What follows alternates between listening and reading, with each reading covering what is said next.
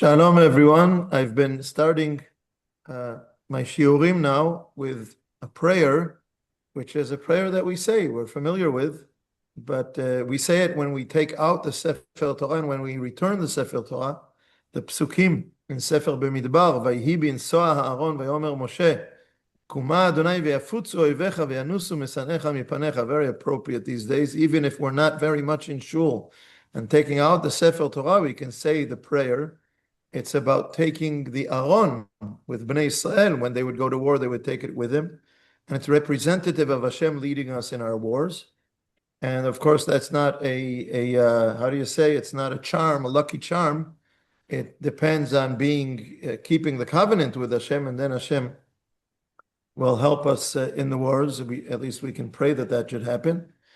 And then the second pasuk, which is immediately after it, the last two psukim in Perek Yud in Sefer B'midbar, is the one that we say when we return the Sefer Torah to the Aron, Uvenocho yomar shuva Adonai rivevot elfei Yisrael, which means when the Aron comes to rest after the war, we pray that Hashem brings back the thousands and multitudes of soldiers that went to war, and they all come back well and healthy.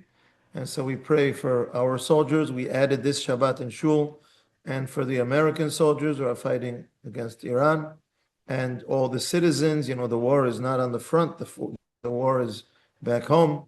So we pray for everyone, that Hashuvah Adonai Rivevot Alfei Israel, the thousands and tens of thousands, everyone should be safe and well, Be'ezrat Hashem. The previous time we met, a few weeks ago, as we say, before the war, we spoke about the 50th gate, the idea of 49 levels and a Shar Chamishim, a 50th gate, which even Moshe Rabbeinu did not achieve, because as high as a person can get, God is always above what a person can understand. And therefore, there is the essence of, we spoke about then, there's the essence of faith, and there are the frameworks of the way faith appears, meaning the basic idea of faith is believing in something, someone we don't really know, who is above our understanding, the 50th gate and above that. And so sometimes the way faith manifests itself in a certain time and place and way of understanding, way of thinking, can be challenged, and it doesn't mean we're challenging the faith itself.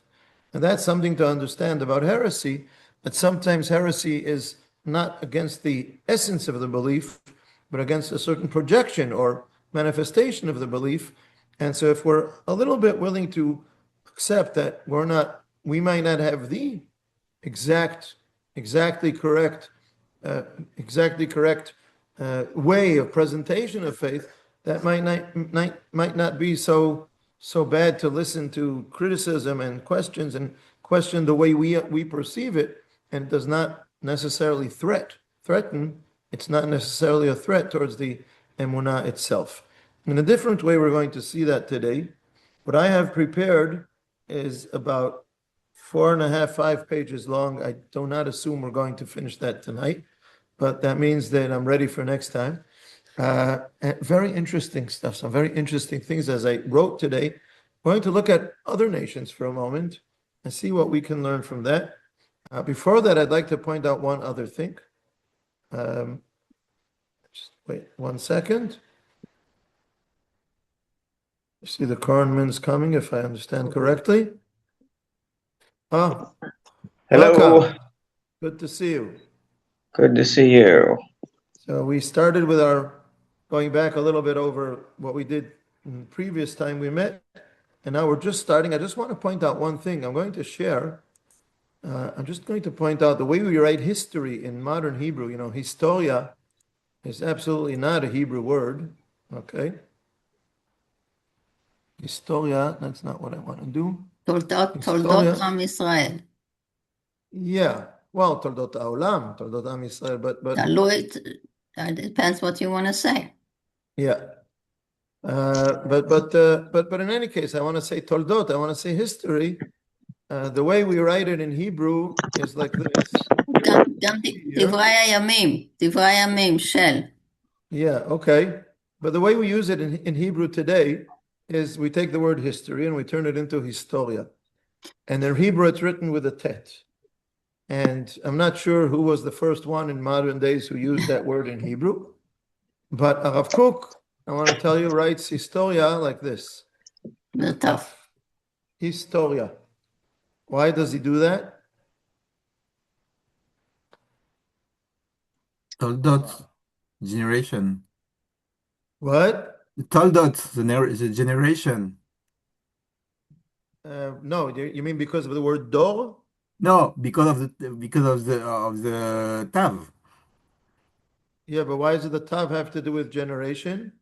No, it's like maybe it's like the beginning of Toldot. Toldot is a generation, so it's the history of the Jewish Toldot. people. Okay. Yes. Okay, no, it's because of a word that doesn't start with taf. It has taf in it, but it doesn't start with taf. And the word is setel. Because history is the way that the hidden hand has been running the world. Historia, hysteria. Hashem is hiding behind what's happening in history. As I said this not long ago about something else, about Purim, there are so many things happening. I saw this when the Prime Minister of India was here. We happened to have an Indian woman who does something for us, and I asked her when he was here, "Do you like him?" She said, "No." Emphatically no. And she compared to some other leaders that are not so popular, but or some not so popular by some people. But in any case, it's very fascinating. I read a fascinating article on how India used to be on the other side of, not the Israel lovers and so on. And it started in many different ways. There was a Jewish officer in the Indian army, and he was very much very highly held in India.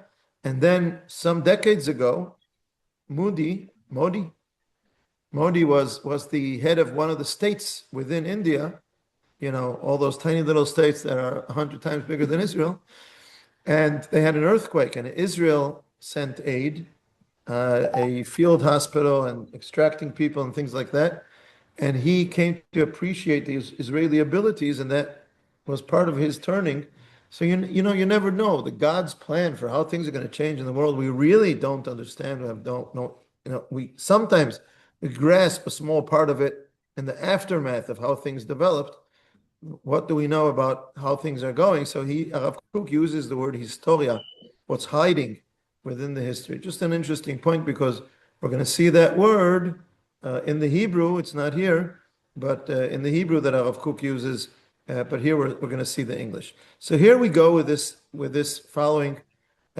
This is a full page, so it's one of the shorter ones we're going to see today, although I don't know, we'll see.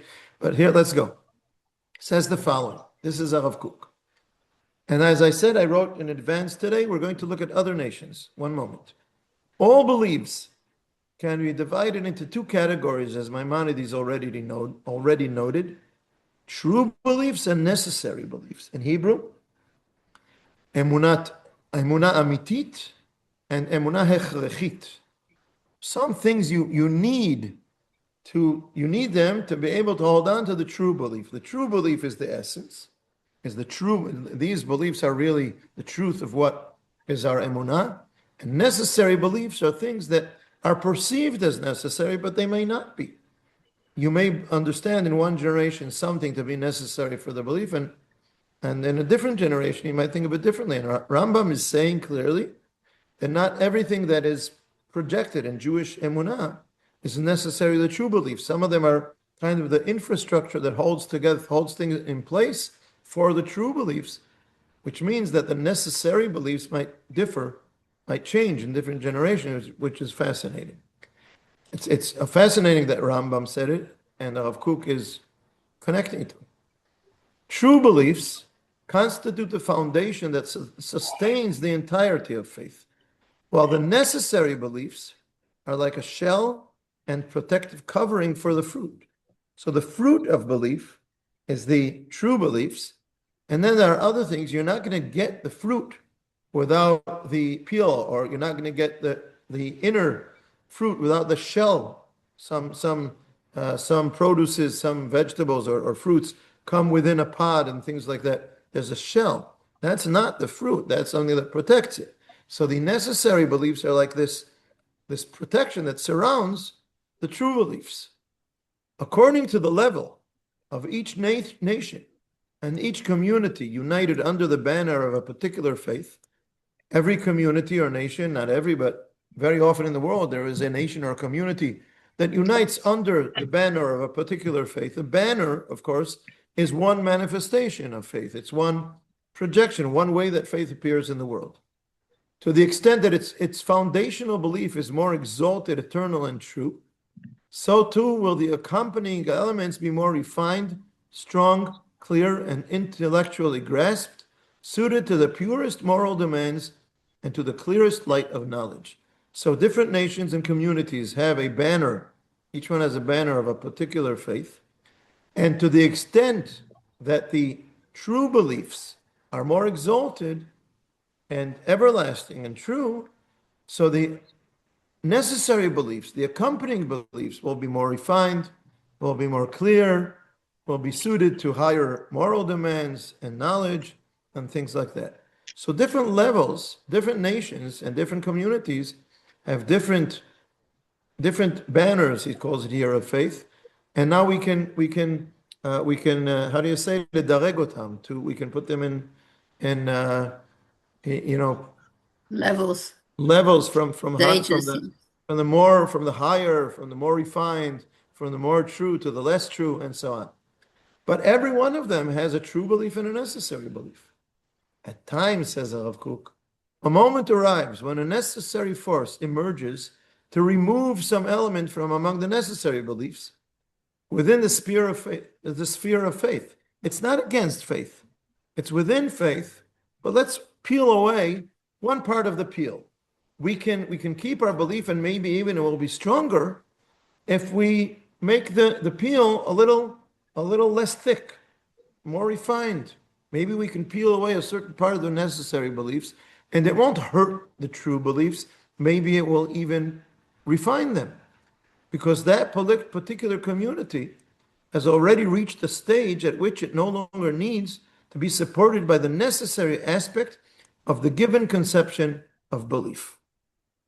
That the community has grown, has ascended, as we called it in previous times. It moves up in its understanding, and it's reached a stage where it no longer needs support. The example that always comes to my mind is speaking of God in human physical terms, which is one level of peeling away something which is a necessary belief, understanding. We have to think of God in very physical terms in order to be able to believe. I will repeat again the story I've mentioned in the past, which was quoted by HaRav Nagen.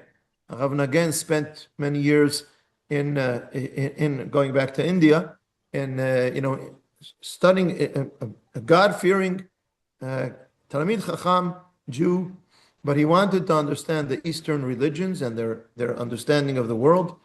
And he wrote the interesting things about the meeting of the two worlds. And he says in one of his Divrei Torah, he says that he asked a Buddhist priest, can't you do, you don't really believe that the statues of Buddha are God. So can't you do without the statues? And the priest, not a priest, there's a different name for it, monk, maybe it was a monk, maybe something else, guru, I don't know. But in any case, he said, no way. If we don't have the statues, how are we going to get the people to believe? Meaning he understands that it's a necessary belief and not a true belief. He says it, he admits it clearly to a person from a different faith. But as a leader of his community of faith, of his religious community, he feels this necessary belief is necessary. But there are other times where our other groups and other community that has reached a stage that it no longer needs the statue to have a belief in a physical God. And after we have outgrown that, and Rambam was a major force of helping us outgrow the belief in a physical God, we still have a very confused idea of traits of God that are very human, not necessarily physical, but very, very human. And how much are we aware when we speak of God, how much we are attributing human traits to God, even if they're not physical, because it's basically the same thing. So sometimes a person says, let's put that aside and let's look for different terminology, how to speak about the way God runs things and things like that. But other people say, no, we can't. We need that to talk about God. So these are necessary beliefs, not the true beliefs. And then he says, then a kind of ferment begins. On the one hand, the matter appears as a breach in the foundation of faith.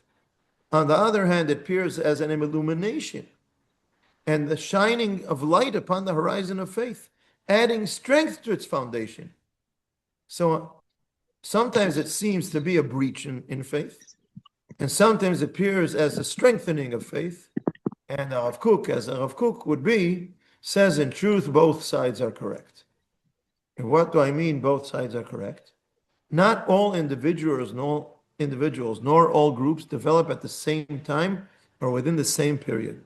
It may occur that one segment has already reached such a level in the development of its awareness and culture that it no longer requires that necessary element of a certain aspect of belief. In such a case, that element becomes superfluous for it, even hindering the movement of its spirit, because it keeps it down. It's like the Buddha statues. It doesn't make them deeper believers. It keeps them within a framework, but it doesn't mean that their belief becomes more refined. The guru himself or monk or whatever it was, he understands his understanding is a bit more refined, and he understands that the statues are not God. So for him, getting rid of the statues makes his belief more refined and higher.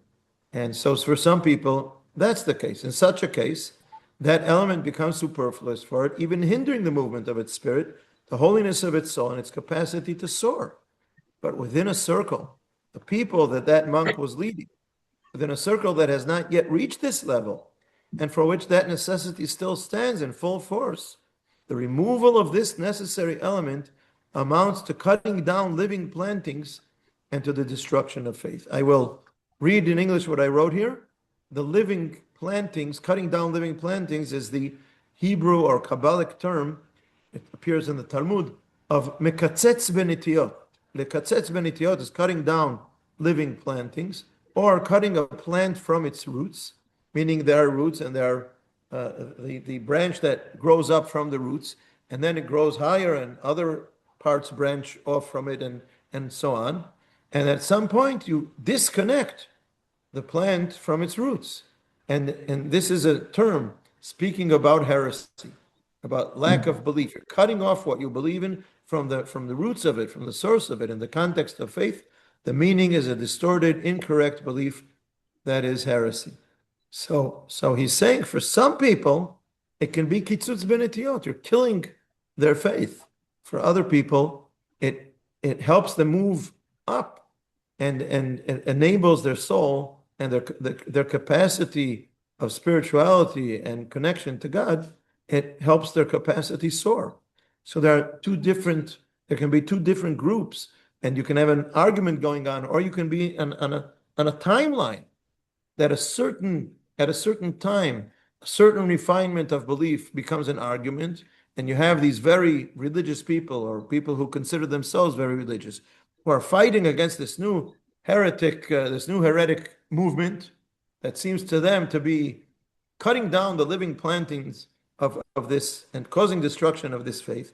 And you have other people who think of this as better, but maybe they don't connect it with faith, so they lose their faith.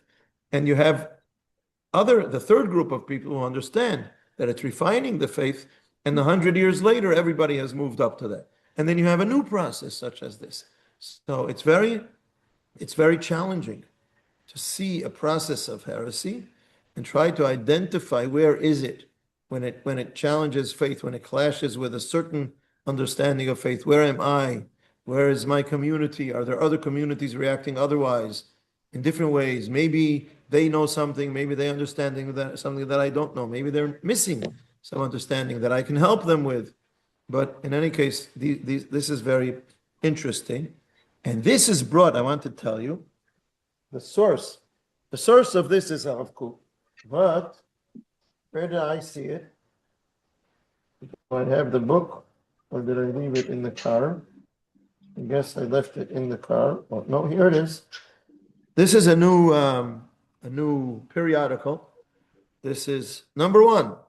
This new periodical, meaning if they're consistent, and they'll have number two, then we can say it's a periodical. Right now, it's a one-time thing. We Very didn't see the interesting. cover. We didn't see what it really was. Be'erot. It says Be'erot. It's written by Talmidim of HaRav Eliezer Melamed, who I think highly of, who I quote often, Pnei Halacha and other sources.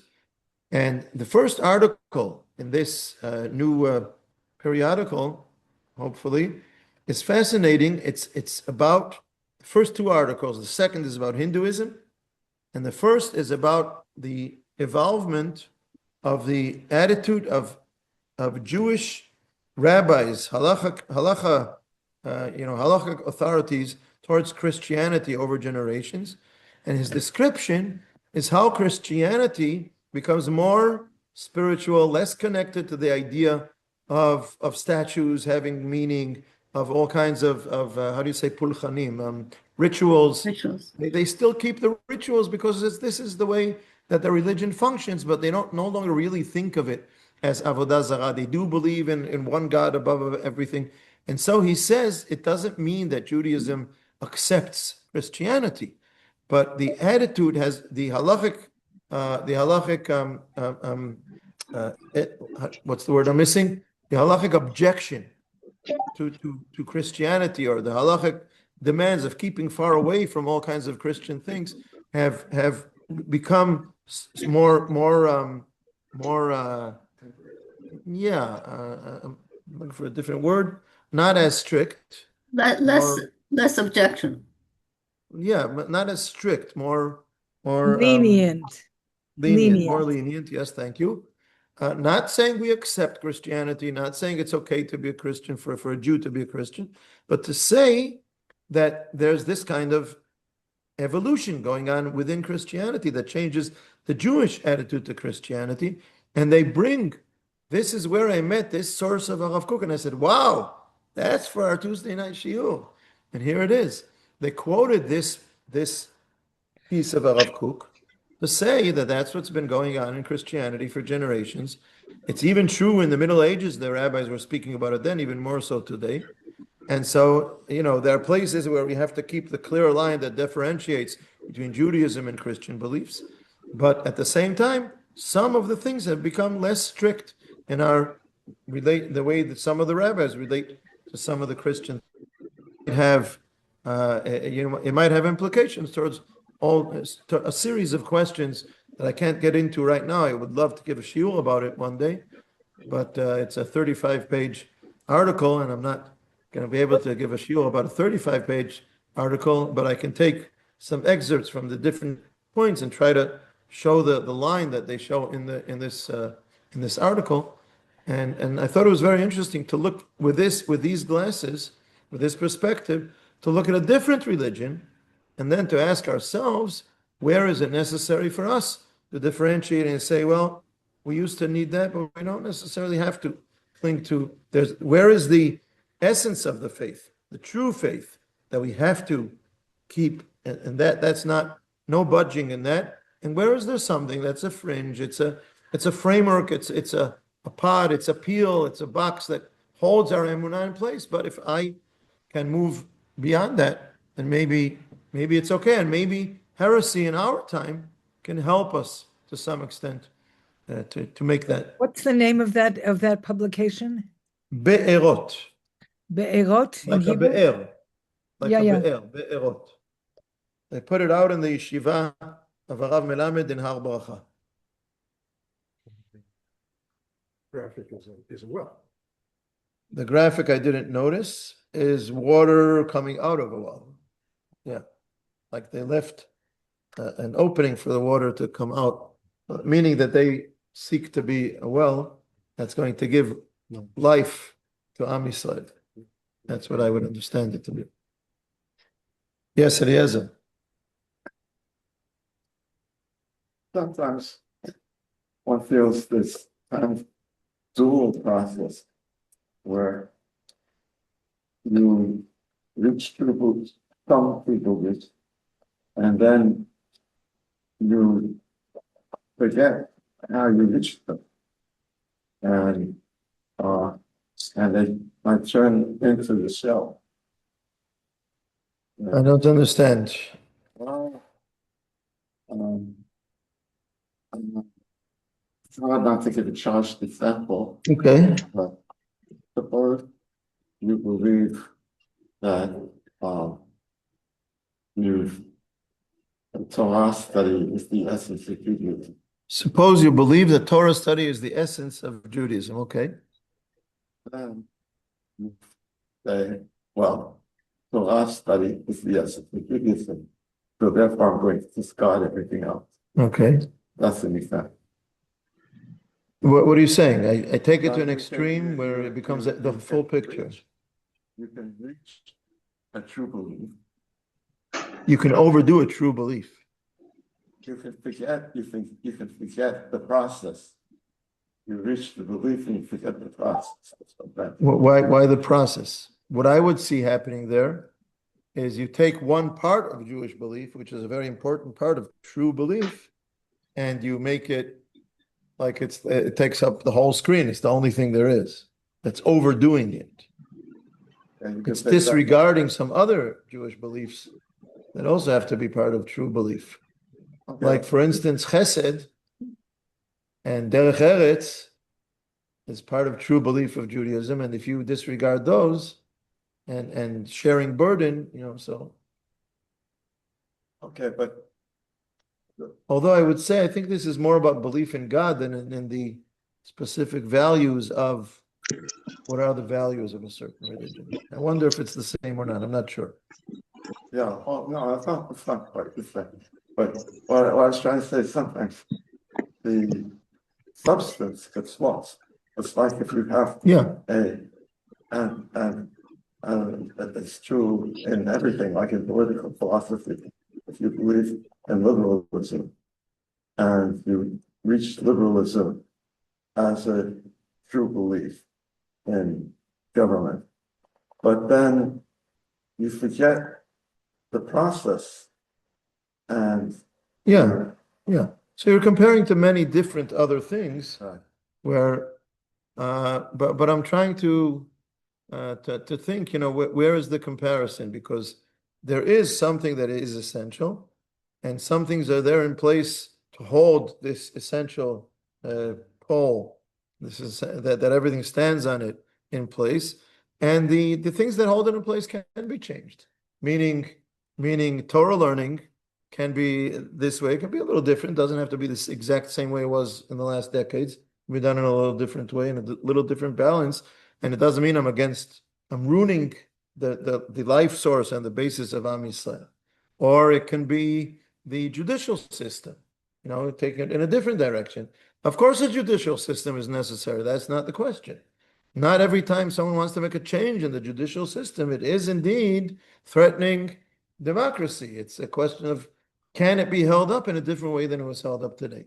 Let's go study the world, modern democracies, and see, are there different ways that different countries hold together their judicial system? And maybe we can come up with a different idea than what we've done until now. Let's be open to considering that. I'm not coming to conclusions. But very often, what happens is, the moment a person questions something that holds in place a true belief of religion or other things you're saying, then he's suspected by many people as not looking for a better way to uphold the true belief. He's shattering it. He's endangering it. And it's a good question. How do you know? And sometimes you need a lot of time, a long period of time, meaning years or decades, to understand the process of what it did to that true belief, which is challenging. Michael, and then Mark.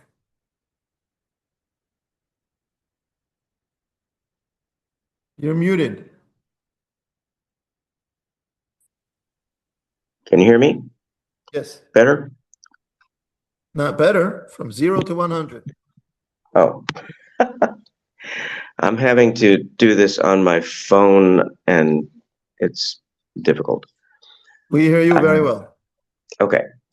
I'm trying to understand the initial terms and define them so that I can really follow this better. I can see the idea of a true belief at the center of a religion that people are trying to attain. This idea that necessary beliefs form a shell around the process. Am I getting that right?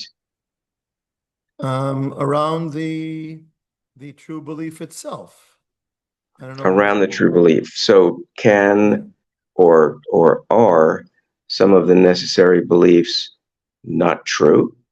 But that doesn't matter to get to the true belief? Is that what he's saying here? That's what the Rambam is saying. He's saying that there are some things that are necessary to uphold the true belief, but they can be changed in a different time and on a different higher level. The true belief remains. There is a higher force that everything in our world emanates from him. That's not something that's holding something in place. That's the belief itself. Mm-hmm. But if I look for an example, as I said before, for some people speaking about God in human terms, or let me put it this way, for people in the beginning of their life, I'm not talking about toddlers, but from children to very young people beginning to think about belief, to talk to them about something which is more abstract than using what they know from their lives as human beings to talk about God without talking about God's attributes, that doesn't leave room for any belief. So I understand we need it, but we also have to remember that I think that's a good example.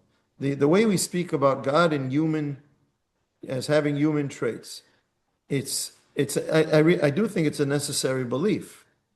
I don't think it's a true belief. Not only that, I think it's honest. To be honest, I think it's heresy if you think it's true belief, because you're turning God into human. And you have to understand it as a parable rather than as a belief. And if some people understand it as a belief and you tell them it's a parable, for them, you might be ruining their faith, because then they can't talk about God. Or the Rambam, one of the main focuses of Rambam is to tell us about the negative attributes of Hashem, meaning he is not physical, he does not get angry, he is not this, he is not that, but we don't really know to say what he is. So when we're saying something, what we're really saying is he's not the opposite of that. So don't use negative terms about God. But at some point you lose it. You lose the ability to cling to God, because you have to think about God in some terms or others. So you need those, but to understand that those are necessary beliefs and not the content of the belief itself. Okay. Mark, and then Ital. I have a really tough time because the more you talk about this single page, the more questions I have. I started with 2, and now I'm up to 4. Okay. So I'll try to start with what I think is the easiest one to dispose of, and then you tell me whether you want me to continue or not. It's the second from last paragraph. It's the discussion of the necessary beliefs at some time becoming superfluous, and this strikes me as the ability of Judaism to be a very organic religion. In other words, it can develop, and there's a certain trend. People develop certain ideas, maybe rejecting or modifying certain what you've called necessary beliefs, and that has there's no centralized authority that says yes, you can regard this as superfluous, or no, you can't. But over a period of time, it develops. It becomes part of the accepted system. And it's very organic. It's not centralized. In other words, it's not the Roman Catholic Church. The Pope says this is allowed, this is not allowed. It's not centralized. It's very dispersed, very organic. Why do you call that organic? Because it develops by itself. Okay. It develops from fertile ground, develops from Okay. people discussing, from thinking, from trying new things. Because I was thinking differently about organic, but okay. It develops naturally in a sense. That's the meaning I'm thinking of now. But in the same paragraph, and Rabbi, you touched on this. So you have some people who have developed to a higher plane, and they can modify some of these necessary beliefs.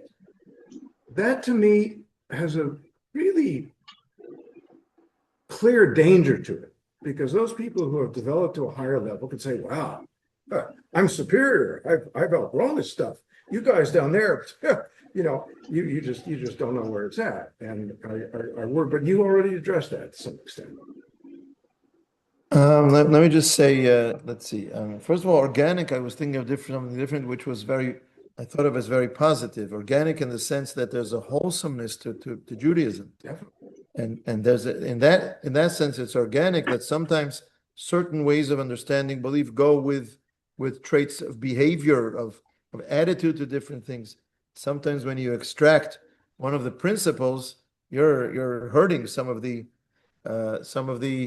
other aspects of this religion, of this community, and watch out there, because you can cause a lot of, like you're saying, it's dangerous.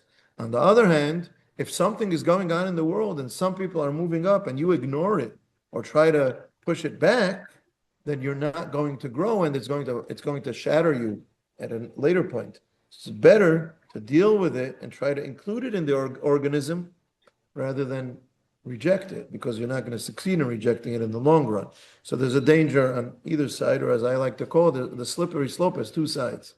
It's, one slippery slope is you're hurting the way the religious community is used to understanding things, and another slippery slope is, but things are going on in the world, and you have to be able to deal with them and include them in your organism, otherwise they're going to hurt you. So that's one aspect of looking at it.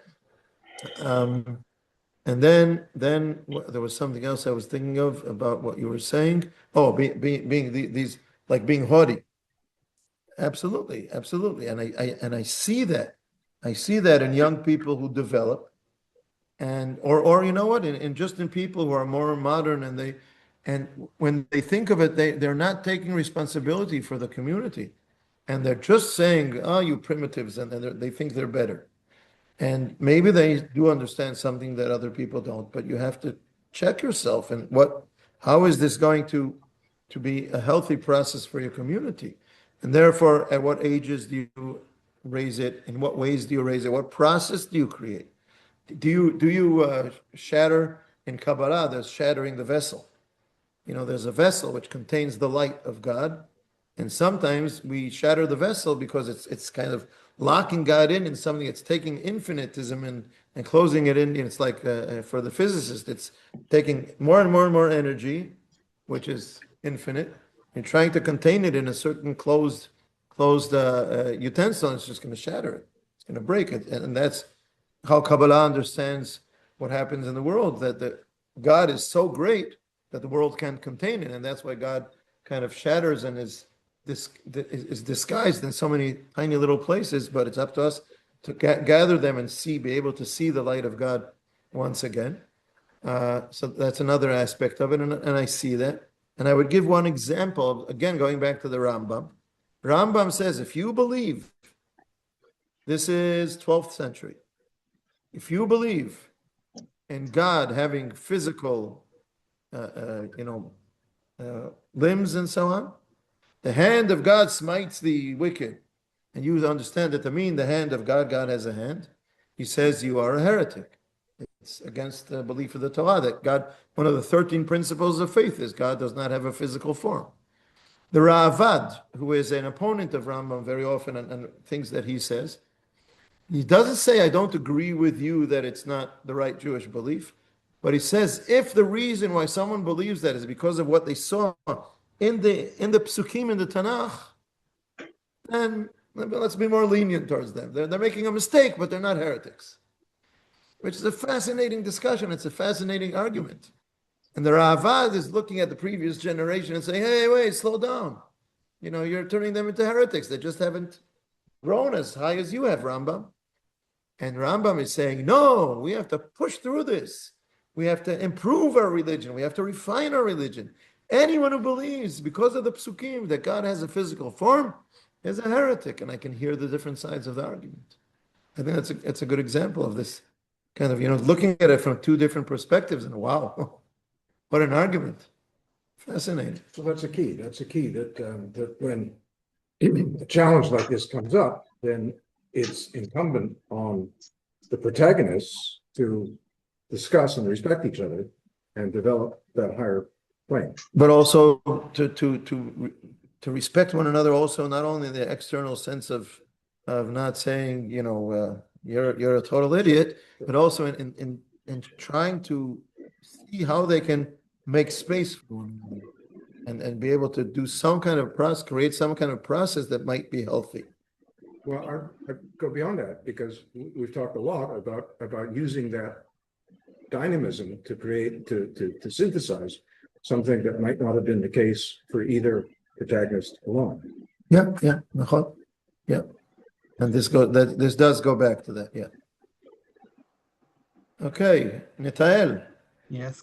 Can we say that today, or not even today, but that we necessarily believe is for example, a place where that we need to meet gods and to pray gods. Like it started in the Mishkan with the Mishkan in the desert, and then it was the Bet HaMikdash, and now it's the synagogue and even the Kotel HaMaaravi. So all those places that we need is the like holy places where it's let's say it's necessary for us to have these holy things to pray and to be closer to Hashem in this kind of spaces. So would it be considered as a necessary belief?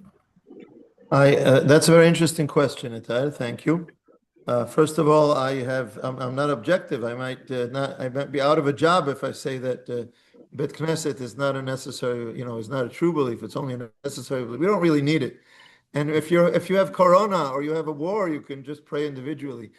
But I'll say three different perspectives of it. Once we have the mitzvah of the Mishkan in the Torah, and you have the holiness of Yerushalayim, you'll have different attitudes. There are those who will say that it does have an inherent, some kind of presence, some kind of dwelling of holiness here, like God's present. God is present here in some form.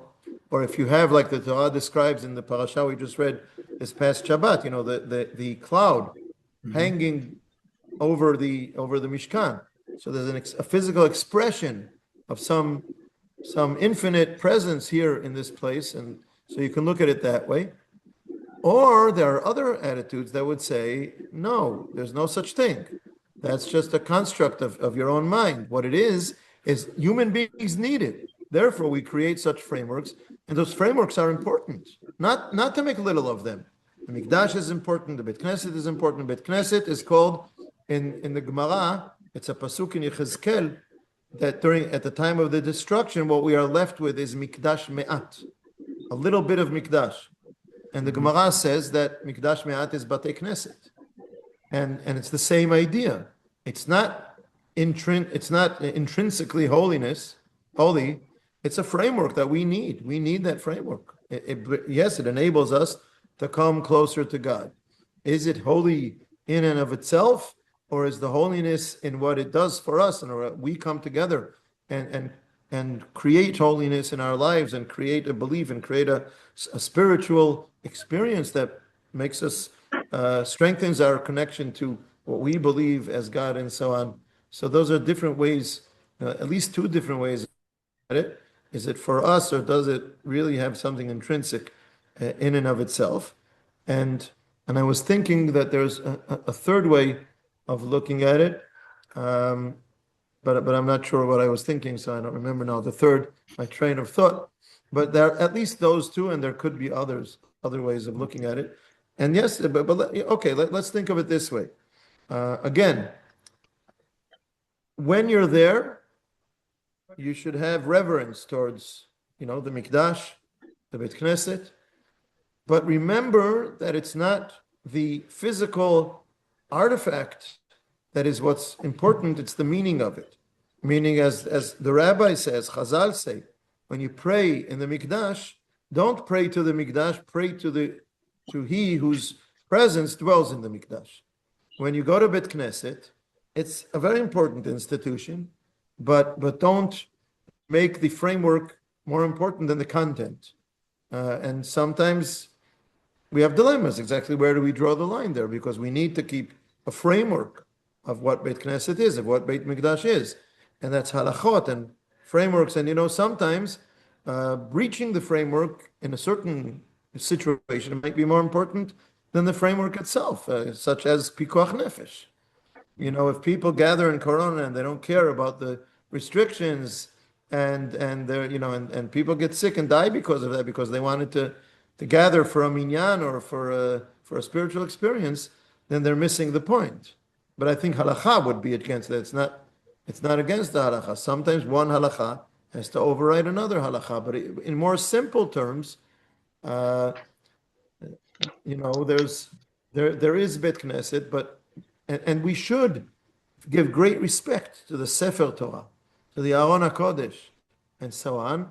But at the same time, the holiness of it depends on, as I said before, when I prayed the prayer at the beginning about the Sefer Torah, the Aron going with Bnei Israel to war. It doesn't work if you look at it as a lucky charm. I'm going to kiss the Sefer Torah or the Aron Kodesh, and that makes me a good Jew. That makes me a holy person. About that, I'll say, no, it doesn't. If you behave according to the Torah, and because of that, you kiss the Torah, that's one thing. If you think you can get away with transgressing the instructions of the Torah by kissing the Torah or donating money to write a Sefer Torah, sorry, that's not holy. So there's two different sides, and also the necessity to remember that difference. And again, if a person, his religious belief his religious experience is very much in the physical aspects of kissing the mezuzah and coming to Bet Knesset and going to the Kotel, and these are the things that give him his experience, his religious life. And then you start making little of his religious experience because you say that's not what's important. What's important is how you behave. What's important is if you follow. And you make little of his experience and you ruin his religious experience. Mm-hmm. That's not good. So that's what Mark was saying before. If you're haughty about it and you make little of him, then you're not helping him. If you can help him move his balance a little bit this year, and even next year he can grow a little more, but don't overdo it for him also, because you're going to ruin his religious life. That's not a healthy thing to do. Yes, Michael. So you touched on something that I was going to bring out, but in a different way. I think we're talking about what's the purpose of Judaism, what's the purpose of Jews in Judaism. And it strikes me that God didn't need us at all, could have had a perfect world without all these pesky humans running around. So we are, by definition, supposed to serve a purpose. And is it fair for somebody even as exalted as the Rambam to say, if you don't see things the way I do, you're a heretic and you don't have a place? I don't think that helps move the project forward, let's put it that way. And then it occurred to me that we had 12 tribes, and I've heard some very nice discussions, maybe from you, about how each tribe had its own positive characteristics that were different from the other tribes. But altogether, we made a symphony. And, you can't have a symphony that's all just one instrument. You've got to have different tones, different sounds, and everything has to work together in harmony. And maybe that should be what we're striving for here. And we're all going to see it a slightly different way. That doesn't mean that we're not working towards the same goals. And if we just focus on how one person sees something and behaves, maybe we're missing the moment. On the one hand, I respect that, and I totally agree. But on the other hand, you have to draw a line. And so, there has to be a joint framework for the 12 tribes. And maybe, sometimes we need to reach an agreement on what those boundaries are. And sometimes, like Mark was saying before, it's organic in the sense that it creates its own boundaries. Or sometimes, if I think of the war of the Gra, the Vilna Gaon against Chabad at the beginning of Chabad with the Reb Shneur Zalman Miladi, because they were becoming more and more spiritual at the expense of keeping the halachic framework. He could have sat back and said, okay, different tribes, and maybe we would have lost them to Judaism. And maybe his war against them at that time enabled 200 years later that the great-grandchildren can marry one another because they're both still part of Am Yisrael.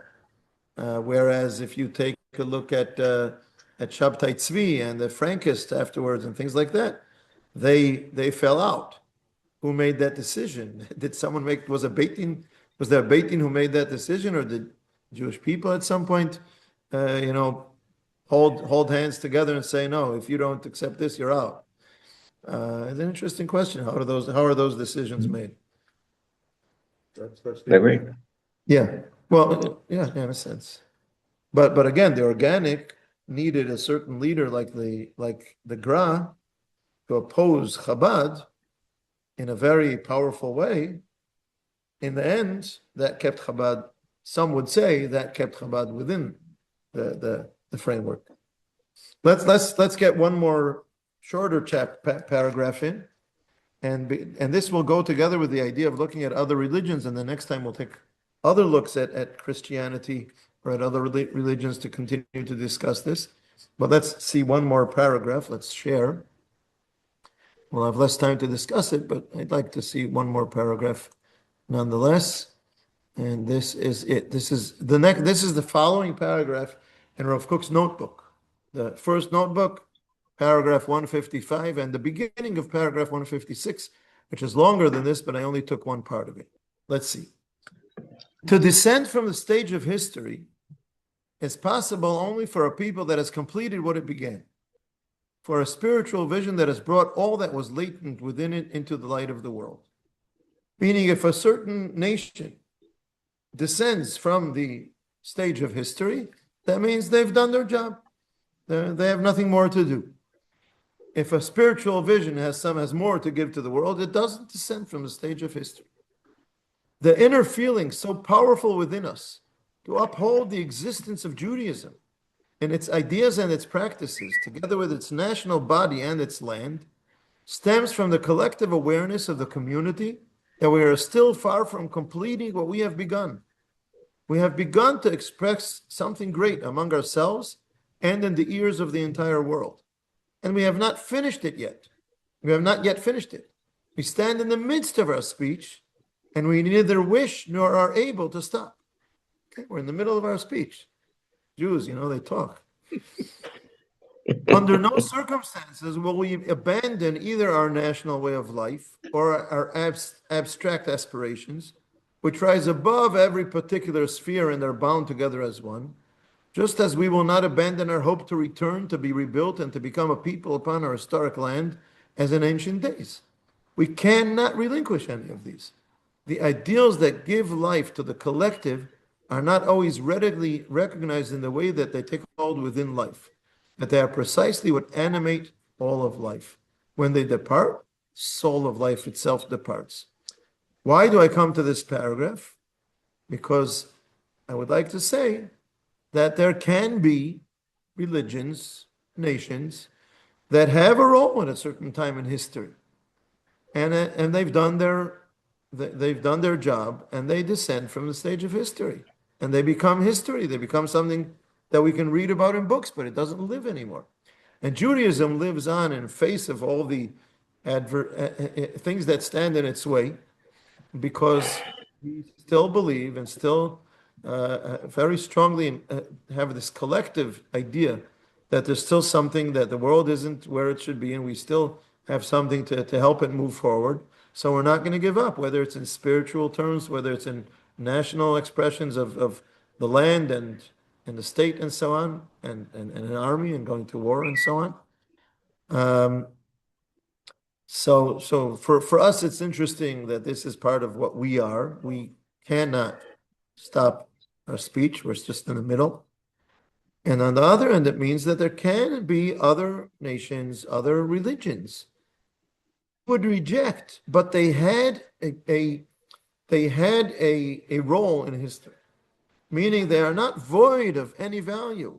They had a role in history, but they've descended from the stage.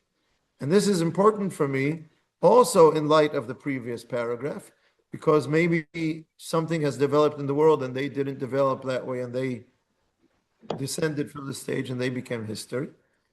And on the other hand, it's important for us to remember, like we said before, that we still have so much to do, and we can't allow that to happen to us. And on the third hand, that this religion that has descended from the stage of history does not mean that it was totally void of value. It may have had value in its time at a certain stage of development of religion in the world, and then it's no longer needed. But it doesn't mean it was void of any value. And if we want to continue and not to become like that, then we have to make sure that we're aware of where the world is at and how we deal with different questions, and don't let that happen to us. And with that, I think we can conclude for today. And this is a very good opening for the next time we meet. Actually, 2 weeks from now is the night of B'dikat Chametz. I don't think that's a good idea of a time to meet, nor during Chol HaMoed. So the next time we meet is the Tuesday after Pesach, which is about probably 4 weeks away. But okay, but this is a good lead to some interesting things that we will see from HaRav Kook looking at other religions. I'll quote a Rambam and HaRav Kook on other religions. Very interesting things that we'll see next time. Please, God. Excuse me. Hello. Yes. Hi. Looking at that paragraph, reading it, makes me wonder that, does that mean that if we fully succeed as a people in accomplishing our missions, that we'll become just a past part of history, that we won't live on? I mean, you could read it that way, or you could say what that really means is that Mashiach will come and everything will be different anyway. So I don't know which it means. And I'd like to tell you that you're so right, Don, that HaRav Kook himself raised that question, and he wasn't sure. He didn't say this is the right answer. He says, what does Mashiach mean? Does it mean we will no longer need Am Yisrael if the Jewish faith in one God and the holiness of every human being and so on spreads in the world, and the world is just and moral and so on? Are we still needed, or did we succeed in our mission and we don't have to continue that mission anymore? Not because we give up, but because we achieved it. And he wasn't sure about that. Does Am Yisrael become part of a unity of the world? Does it mean the world becomes Jewish, goes through conversion, and everyone is Jewish in the world? Or does it work in a different way, maybe as Kohanim of the world, and everybody accepts that, belief in one God with Am Yisrael as Kohanim of the world?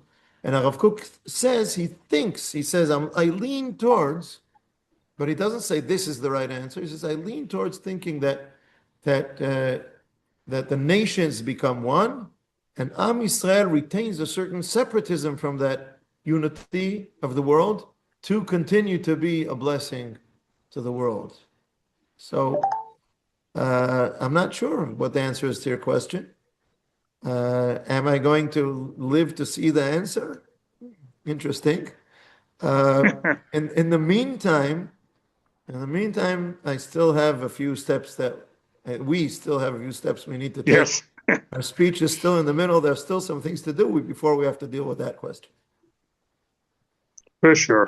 Can I make a brief? Thank you, Rabbi. Brief observation from our. This page strikes me as Darwin's evolutionary theory. That there's this Darwin's evolutionary theory in popular terms is survival of the fittest. Right. But what do we mean by the fittest? Do we mean the most intelligent or do we mean the most adaptable? Very The answer interesting. to that is it's the most adaptable. Not only adaptable, I would add another. Mark is comparing to evolution, and I would say HaRav Kook writes about it.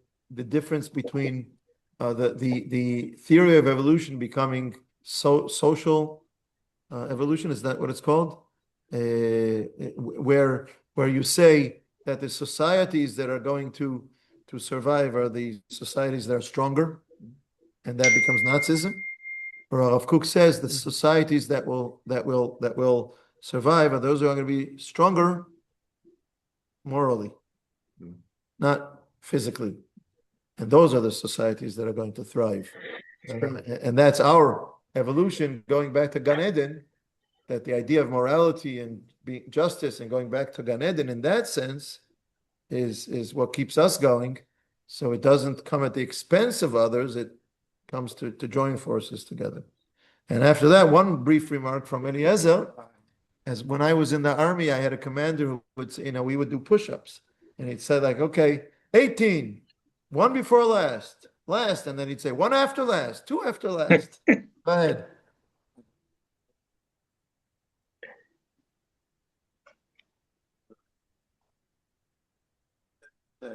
We've contributed what we had to contribute to the world.